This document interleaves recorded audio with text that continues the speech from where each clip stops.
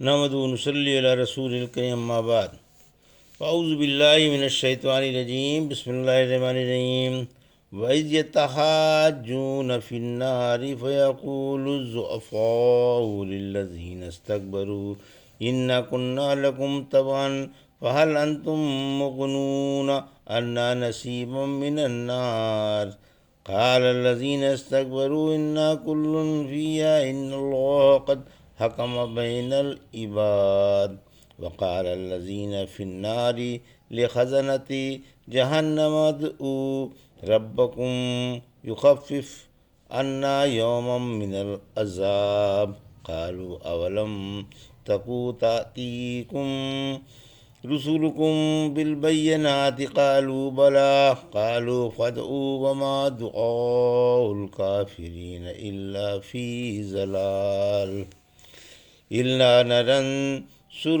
رسلنا والذين آمنوا في الحياة الدنيا ويوم يقوم الأشهاد يوم لا ينفع الظالمين معذرتهم ولهم اللعنة ولهم سوء الدار۔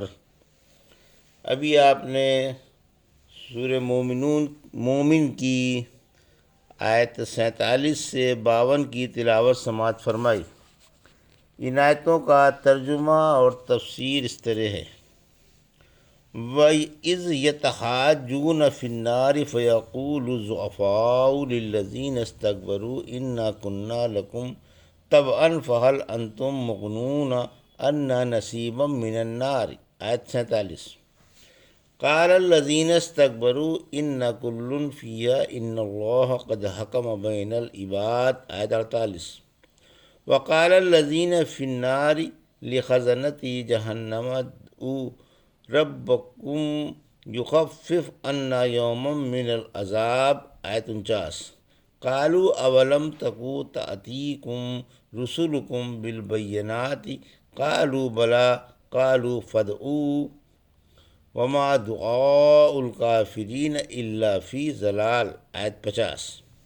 ترجمہ: اور جب جہنم میں کافر ایک دوسرے سے جھگڑیں گے اور ادنا درجے والے بڑوں سے کہیں گے ہم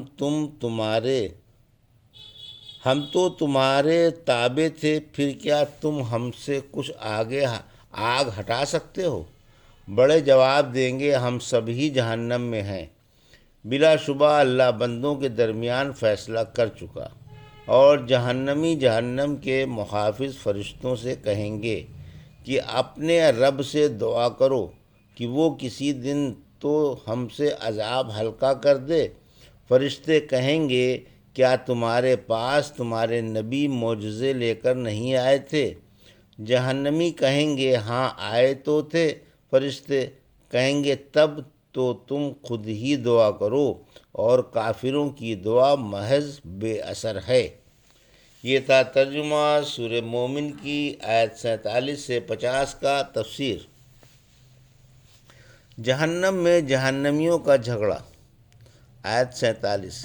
جہنمی جن میں فرعون اور فرعونی بھی داخل ہیں جہنم میں جھگڑیں گے، عوام سرداروں سے کہیں گے ہم تمہارے حکم کے تابع تھے اور جیسے تم کہتے تھے اسی طرح کرتے تھے۔ تم نے ہمیں دنیا میں کفر و گمراہی کی راہ بتائی، ہم اس پر چل پڑے۔ کیا ہم سے اس خوفناک عذاب کا تھوڑا سا حصہ ہٹا کر تم خود برداشت کر سکتے ہو؟ تھوڑا سا حصہ اپنے اوپر اوٹ لو تاکہ ہمارا عذاب ہلکا ہو جائے۔ آیت 48۔ سردار جواب دیں گے تمہیں دکھائی نہیں دیتا ہم بھی تو عذاب میں مبتلا ہیں؟ تمہاری آگ اپنے اوپر کس طرح لے لیں؟ ہم اپنی ہی آگ میں بھن کر کباب بن رہے ہیں۔ جو تکلیف ہم برداشت کر رہے ہیں وہی ہمیں بہت ہے۔ اللہ نے ہر ایک کو اس کے استحقاق کے مطابق عذاب تقسیم کر دیا ہے۔ سورہ اعراف کی آیت 38 میں فرمایا ہر ایک پر ہی دگنا عذاب ہے لیکن تمہیں علم نہیں۔ آیت 49-50۔ جب جہنمیوں کو یقین ہو جائے گا کہ اللہ ان کا بلکنا نہیں سنتا اور ان کی دعائیں قبول نہیں فرماتا بلکہ اس کے برعکس اس نے صاف صاف فرما دیا ہے کہ جہنم ہی میں جلو بھنو اور مجھ سے بات نہ کرو۔ تو یہ محافظین جہنم سے کہیں گے کہ تم ہی ہمارے بارے میں اللہ سے دعا کر دو کہ اللہ کم از کم ایک ہی دن کے لیے ہمارے عذاب میں تخفیف فرما دے۔ لیکن محافظین جہنم بھی انہیں کو ڈانٹیں گے اور انہیں ذلیل و شرمندہ کرنے کے لیے کہیں گے، بدبختو، کیا انبیاء کی زبانی دنیا میں تم پر دلائل قائم نہیں ہوئے تھے؟ کہیں گے ہونے کو تو سب کچھ ہو گیا تھا مگر ہماری بدقسمتی آڑے آئی۔ فرشتے کہیں گے تم خود ہی دعا مانگو، ہم دعا تو دعا تمہاری بات سننا بھی گوارا نہیں کرتے، اور نہ ہم تمہارے چھوٹنے سے خوش ہیں، ہم تو تم سے بیزار ہیں۔ دیکھو ہم تمہیں بتائے دیتے ہیں، تمہارا دعا مانگنا نہ مانگنا برابر ہے، تمہاری دعا قبول نہیں ہوگی اور نہ تمہارے عذاب میں ایک سیکنڈ کے لیے تخفیف ہوگی۔ اس لیے انہوں نے جواب دیا کہ ان کافروں کی دعا محض بے اثر ہے، لاکھ دعائیں مانگیں ہرگز قبول نہ ہوگی۔ انا لننصر رسلنا والذین آمنوا فی الحیات الدنیا و یوم یقوم الاشہاد۔ آیت 51۔ یوم لا ینفع الظالمین معذرتہم ولہم اللعنۃ ولہم سوء الدار۔ آیت 52۔ ترجمہ: یقین مانو ہم اپنے رسولوں اور مومنوں کی اس دنیوی زندگی میں بھی مدد کرتے ہیں اور اس دن بھی مدد کریں گے جس دن گواہ کھڑے ہوں گے، جس دن ظالموں کو ان کے عذر فائدہ نہ دیں گے اور ان پر پھٹکار پڑ رہی ہوگی، اور ان کے لیے جہنم بڑا بدترین گھر ہے۔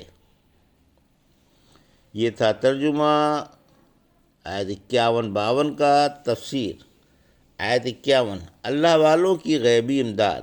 یہاں دنیوی مدد سے یہ مراد ہے کہ اللہ نے انبیاء و مومنین کے ایمان و یقین کو مضبوط بنایا اور قدم ڈگمگانے نہ دیا، و نیز ہجرت کے وقت اور میدان جہاد میں بھی انبیاء کی اور مومنین کی مدد ہوئی، اور جن انبیاء و مومنین کو قتل کر دیا گیا یا جلا وطن کر دیے گئے تو اللہ نے ان کے قتل یا جلا وطنی کے بعد ان کی قوم سے ایسا انتقام لیا کہ وہ صفحہ ہستی سے نیست و نابود ہو گئے، یا ان پر ایسا قوی ظالم مسلط کر دیا کہ تاریخی یادگار ہے۔ مثلا یحییٰ، زکریہ اور شعیب علیہ السلام کے قتل کیے جانے کے بعد انتقام لیا گیا کہ اللہ نے ان موذیوں پر دشمن کو مسلط کر دیا جنہوں نے قتل عام کر کے انہیں ذلیل کیا۔ نمرود کو ایک غالب و صاحب اقتدار کی طرح پکڑا۔ جن یہودیوں نے مسیح کو صلیب پر چڑھانا چاہا تھا، اللہ نے ان پر رومی مسلط فرما دیے جنہوں نے ان کی انتہائی مٹی پلیت کی اور خون کی ندیاں بہا دیں۔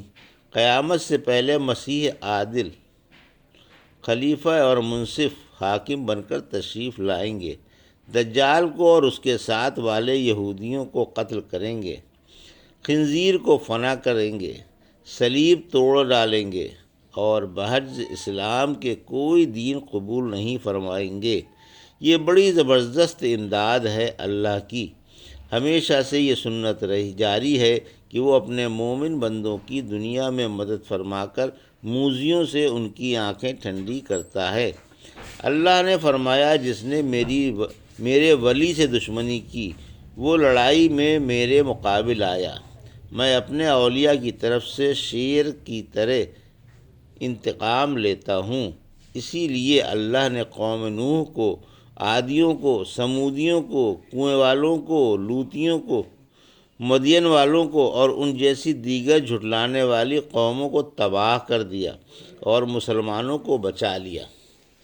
پس جب کبھی اللہ کی کسی رسول کو کسی قوم میں بھیجتا ہے اور وہ اسے قتل کر ڈالتی ہے، یا مومن مبلغوں کو جو حق کی دعوت دینے والے ہیں لوگ قتل کر ڈالتے ہیں، تو اللہ دنیا میں ایسے لوگ ضرور پیدا کر دیتا ہے جو ان کا بدلہ لے۔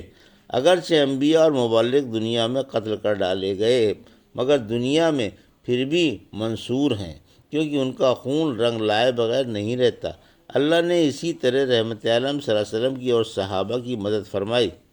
آپ ہی کا کلمہ بلند ہوا، آپ کا دین تمام دنیوں پر غالب آیا، اور اللہ نے آپ کو جانی دشمنوں سے، جو خود آپ کی قوم تھی، صحیح سالم نکال کر مدینے پہنچا دیا۔ وہاں ایسے جانثار پیدا کر دیے جنہوں نے آپ پر اپنی جانیں چھڑک دیں اور آپ پر 1000 جان سے قربان ہو گئے۔ بہت اللہ کی مدد سے مٹھی بھر جانثاروں نے ایک لشکر جرار کا منہ موڑ دیا اور دشمن کے بڑے بڑے سرداروں کو گاجر مولی کی طرح کاٹ کر رکھ دیا، اور ایک دو نہیں بلکہ پورے 70 سربراہوں کو قید کر لیا۔